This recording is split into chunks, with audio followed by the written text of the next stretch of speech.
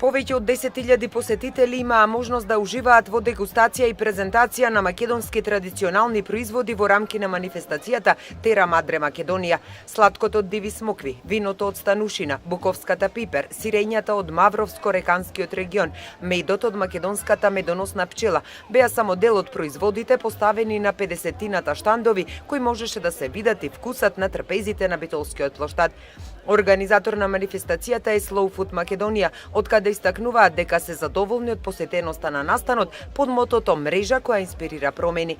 На едно место се собрале и ги презентирале старите вкусови, едуцирале нови генерации за нашата традиција.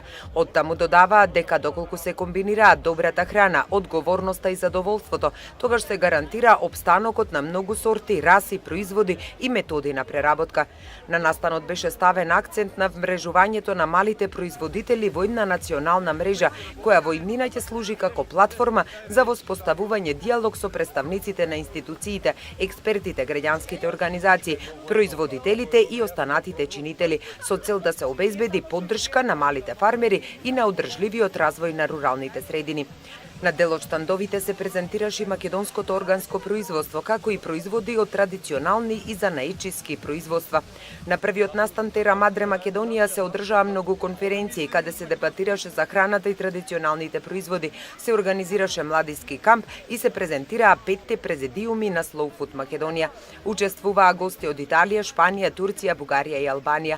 Оваа манифестација, според организаторот Slow Food, ќе прерасне од национален во регионален настан.